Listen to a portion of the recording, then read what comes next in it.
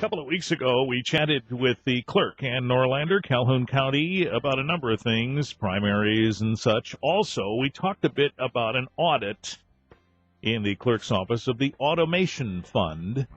And here to help us understand what was behind all of that, Calhoun County Commissioner Steve Frisbie is here, and the County Administrator Kelli Scott as well. Good morning to both of you. Morning, Richard. Good morning. Thank you for the time today.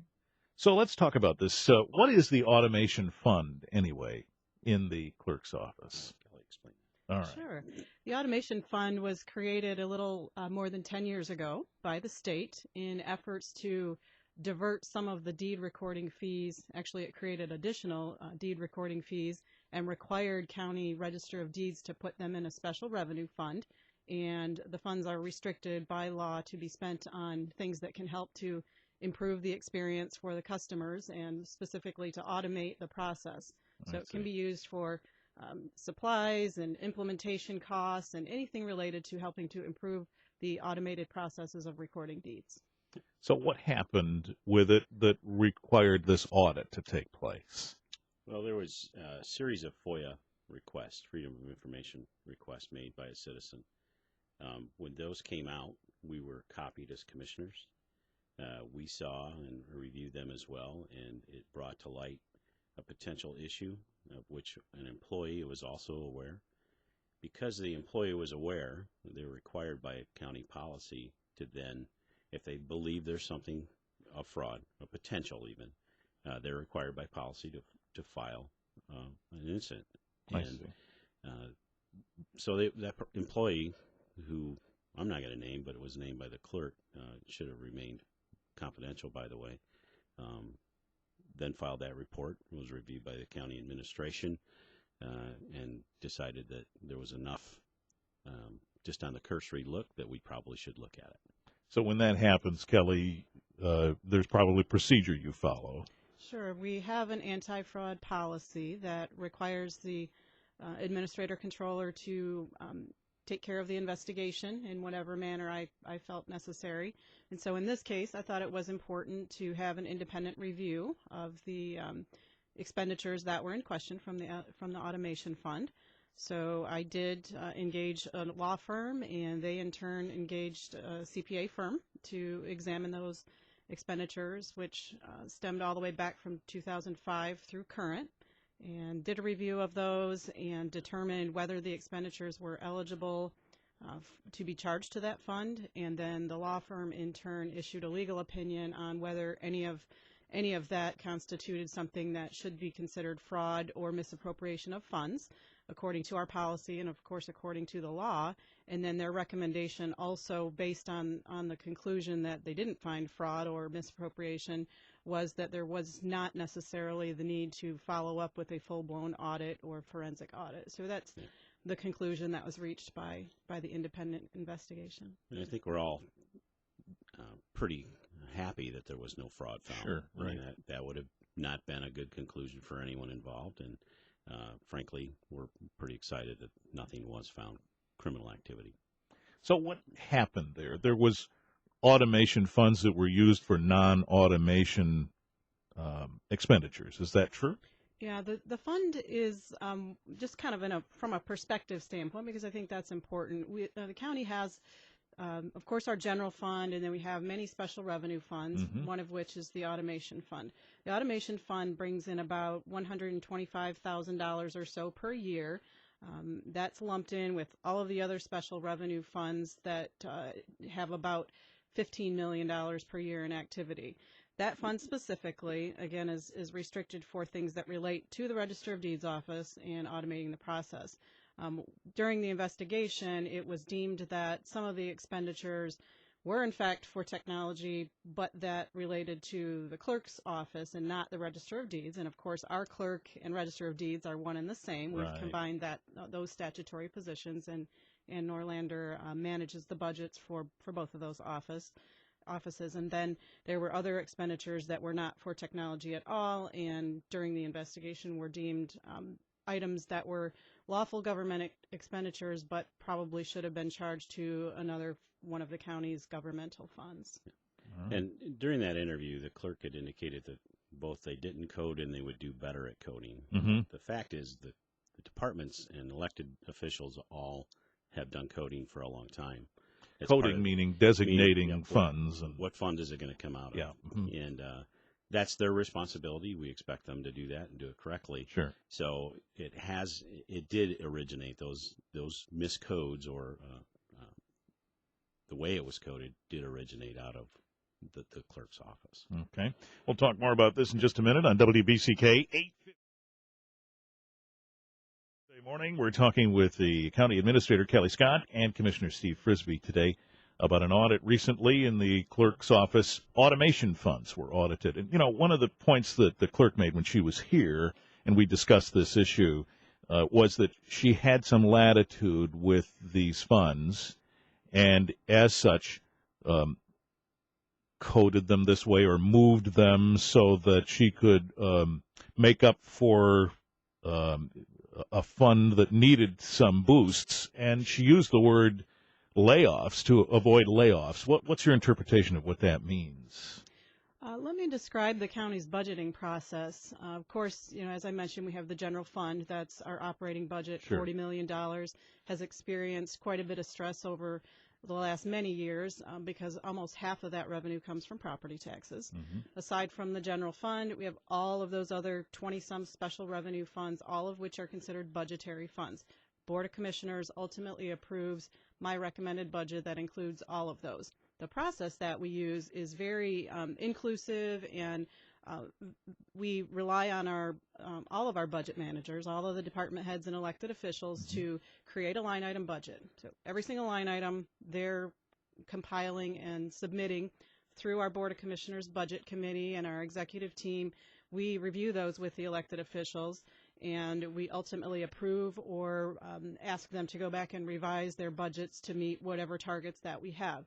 And so the process that Ann was describing has to do with, for example, in 2013 and 2014, we required departments to cut a few percentages out of what a status quo budget would look like in the general fund specifically. So those areas, those offices that have other funds, such as special revenue funds, such as the automation fund, chose to, instead of requiring all of their operation to come out of the general fund, to the extent allowed by law, of course, would sometimes recommend, I can use this other special revenue fund to cover some of my operating expenses and therefore meet the Board of Commissioners required appropriation target and still avoid layoffs. Okay. And so those 2 years, some of the operating costs in the Clerk Register of Deeds office were in fact charged to the automation fund. Of course, the process would never include any of us recommending to the Board of Commissioners anything that would not be deemed eligible expenses for that fund. Of course, yeah, okay. And that's where it goes back to the department head or elected official managing their own budget. Mm-hmm. As Kelli really said, we don't operate at the line item budget. We don't know. It's their responsibility to manage that budget. We operate at a department level and expect them to manage it. Sure. So after all this, the audit, the report, and so on, as a commissioner, you're satisfied with these results? Mostly. I'm concerned that we didn't follow the laws defined. I think there's a remedy for that, and that's that $26,000 plus that has to go back into the automation fund. Right. Where those dollars come from, discussion amongst commissioners, and we'll decide how that's going to happen. But we do have a budget process, and we expect other departments to follow that. If we just routinely say, you overspent by $26,000, that means we shouldn't have to go to the general fund and raise their budget as a result. Because if we don't hold them to that line, that's what everybody will do. Mm-hmm. So it's back to manage that budget and manage it appropriately. And one of the other things to add about the automation fund is that, $125,000 a year, and that automation upgrade really hadn't started to occur from the deed filing or deed recording process until this year. So there's been a lot of money available to speed up that process, which would have made budgeting a little bit easier, less reliant on personnel perhaps, and more reliance on technology to speed up the process. One of the issues we had this past summer was that deed recordings were somewhere between 45 and 60 days. I'm happy to report, as the clerk has, that you can walk in and walk out now with your deed recorded. That's a wonderful service for the citizens of Calhoun County. Right. You know, in the budget process, of which I've been a member of the budget committee since my first year on the board. Great learning experience there, by the way. But every department, every elected official, we ask, how do we help you? How do we help you provide the best service of high quality at the least amount of dollars, but focus on quality as much as on dollars? And building a sustainable plan and using those funds as they're intended to keep ahead of the curve is what we would expect anybody to do. And other elected officials have these special type of revenue funds, and they have plans to implement them and purchase technology or whatever that fund is for to help them continue to keep pace with it. As Kelly said, when we are stressed in budget dollars, Right. You don't get ahead by maneuvering dollars around. You get ahead by good planning and making sure that you use the dollars that you have available. Is there a sunset on this automation fund, or is it there in perpetuity at this point? It is. There's no sunset. Of course, it's one statute that can be changed by the legislature. Yeah. Right. Well, the presumption is we're just going to keep automating, aren't we? I mean, the technology is changing so quickly that we probably need to have that fund available for these purposes. Yeah, we spent, as a county, we spent about 2 years ago, we spent $1 million on a document management system so that we could speed up processes and make, printing and those kind of things, which are expensive, less part of the process and more reliable.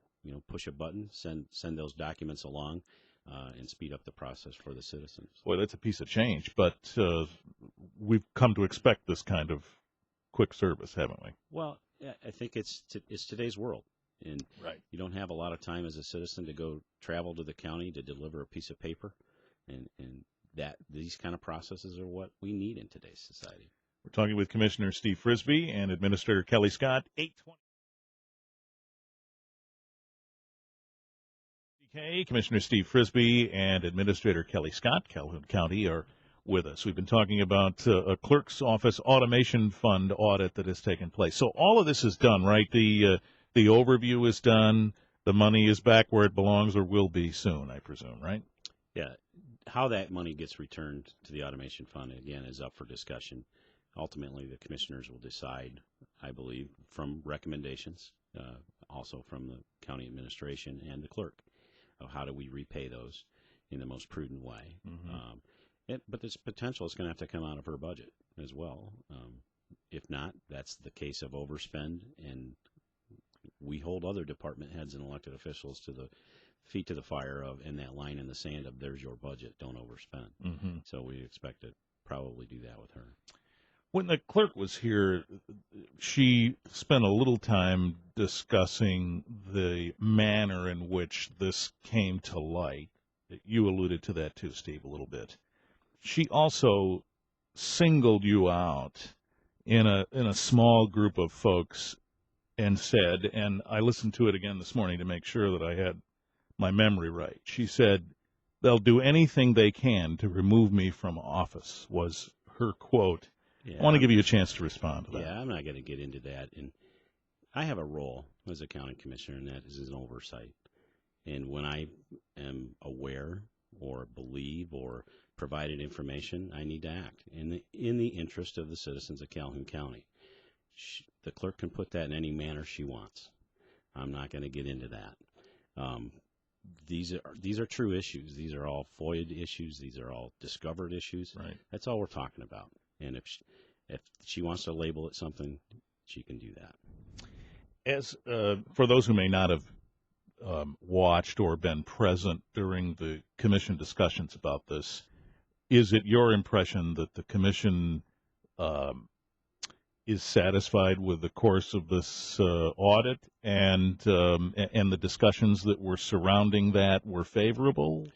I think overall, again, we were very satisfied about the no criminal activity, and frankly, I'd have been shocked to find that as well. Moving forward, I don't think all those discussions are done. because we were in a closed session. I can't reveal a lot of that. Understood. But I think the general concern was we need to have a little bit better control and better oversight from within the department, and management of those funds, I think, is probably the best way to describe it. You know, some other things came out in the FOIA process, too, that have been come to light, and one of the biggest ones for me was the lack of bid process in many of these major purchases made through the clerk's office. And the problem with that is we have county administration folks who do that, and they do a great job, and they focus on things that protect the citizens. Like if that piece of product doesn't work, for instance, the clerk bought a piece of software for the clerk's office for being able to retrieve court records out of the circuit court. It doesn't work. It only worked for a few months. It had to shut down because it didn't meet the security requirements of our website. So if you go through a process of purchasing things and you use county administration, you make sure you include IT, you make sure that you include administration, and you protect the citizens to say, if this doesn't work, what's the recourse? And the other issue for that is that, you know, many of those vendors that have been awarded no competition, if you search the records for campaign finance, there's campaign finance donations there. Now, to the clerk's credit, she announced in January that she was actually going to bid the ballots. So I think that's a process that raised a few eyebrows and should. We have that ability to bid very unbiased and get the products that we need without being raised into question about the integrity of the process. Why did it raise eyebrows? Because other department heads are required to use the bid process, and almost exclusively the elected officials use that process in a major purchase. Okay. Well, we appreciate the perspective that you've given us on all of this and understanding this, and Kelli explaining how money works, because I don't know how many of us in Calhoun County sit down after working all day and try and understand all that. So thank you for your help. And when you're ready to talk about this or other issues, we're ready to listen. Thank you, Richard. Thank you very much. Thanks to the both of you. 8:20.